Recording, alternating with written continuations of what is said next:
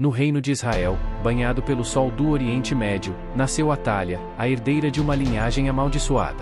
Sua mãe, Jezabel, era uma sacerdotisa fenícia devotada a Baal, um deus pagão cruel e sanguinário. Atália herdou a beleza estonteante de Jezabel, mas também sua ambição feroz e seu coração implacável. Desde a infância, Atália foi educada nos ensinamentos de Baal. Ela aprendeu os rituais profanos, as danças lascivas e os sacrifícios macabros que agradavam ao deus pagão. Sua mente foi moldada pela crença na força bruta, no poder absoluto e na submissão total. Em um acordo político para unir os reinos de Israel e Judá, Atália foi entregue em casamento ao rei Jeurão. Apesar de ser uma rainha consorte, ela jamais se contentou com um papel secundário.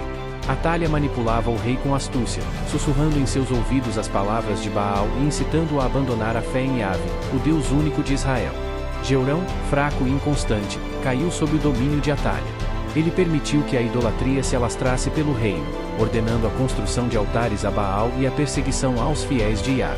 O povo de Judá, outrora devoto, mergulhou em um mar de apostasia e práticas abomináveis. A morte de Jeurão e de seus filhos primogênitos em uma batalha fratricida deixou Atália com um caminho livre para o poder. Movida por uma ambição desmedida e pelo desejo de perpetuar a linhagem de Jezabel, ela ordenou a execução de todos os seus descendentes, exceto o jovem Joás, um bebê de apenas 1 ano. Atália, implacável e sanguinária, usurpou o trono de Judá, tornando-se a primeira e única mulher a governar o reino como rainha. Durante 6 anos, ela governou com punho de ferro, impondo a adoração a Baal e exterminando qualquer vestígio da fé verdadeira. Em meio à tirania de Atália, um raio de esperança brilhou. Josafá, o sumo sacerdote, e sua esposa, Josaba, irmã de Jeurão, arriscaram suas vidas para salvar o pequeno Joás. Escondido no templo de Yahvé, o bebê foi criado em segredo, protegido da fúria da rainha usurpadora.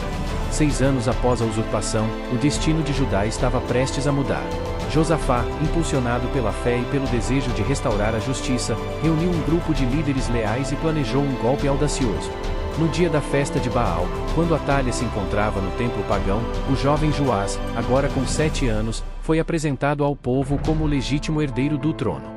A multidão, tomada por fervor e esperança, proclamou Joás como rei e condenou Atália à morte. Com a queda de Atália, o reino de Judá foi libertado da tirania e da idolatria. O templo de Baal foi destruído, e o culto a Yahvé foi restaurado. Joás, sob a tutela de Josafá e de outros líderes fiéis, governou com sabedoria e justiça, guiando o reino de volta à paz e à prosperidade.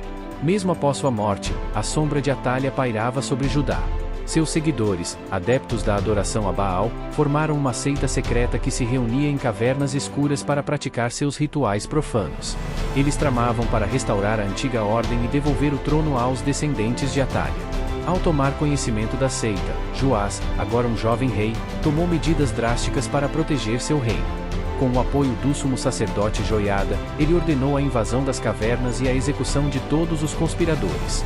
A seita foi dizimada, e seus segredos foram enterrados com seus seguidores. Atormentado por pesadelos e visões da crueldade de sua avó, Joás buscava a verdade sobre o passado. Ele questionava Joiada sobre os eventos que o levaram ao trono e sobre o destino de sua família. Joiada, temendo que a verdade abalasse a fé e a sanidade do rei, optou por revelar apenas alguns detalhes, omitindo as partes mais sombrias da história. Em uma noite tempestuosa, enquanto explorava um antigo aposento do palácio, Joás encontrou um compartimento secreto. Lá dentro, estavam documentos e objetos que revelavam a verdadeira face de sua avó, cartas que comprovavam sua ligação com a seita de Baal, instrumentos de tortura usados em seus sacrifícios e até mesmo um retrato de Atália, com seus olhos penetrantes e um sorriso cruel. Aterrorizado e confuso, Joás confrontou Joiada com as provas que havia encontrado.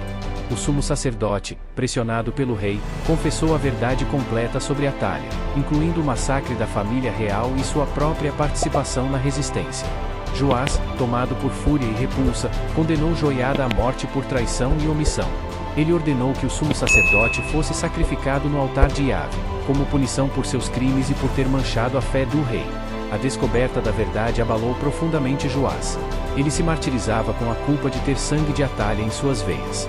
A paranoia e a desconfiança tomaram conta do rei, que se tornou cada vez mais cruel e tirano. Após anos de um reinado marcado por terror e instabilidade, Joás foi assassinado por seus próprios servos. Sua morte, violenta e prematura, foi vista como um castigo divino pelas atrocidades que ele havia cometido. Baal, o deus que Atália tanto venerava, era uma divindade pagã associada à fertilidade, à chuva e à guerra. Seus cultos eram caracterizados por rituais orgiásticos, sacrifícios de animais e até mesmo de crianças. Acreditava-se que Baal controlava as forças da natureza e que sua benevolência era essencial para a prosperidade das colheitas. No entanto, o culto a Baal também era marcado pela violência e pela crueldade. Seus sacerdotes frequentemente incitavam guerras e ofereciam sacrifícios humanos para aplacar a fúria do deus. A história da rainha Atália e sua obsessão por Baal serve como um lembrete dos perigos da idolatria, da ambição desmedida e da tirania. Sua sombra continuou a assombrar Judá por muitas gerações, um símbolo da crueldade e da apostasia.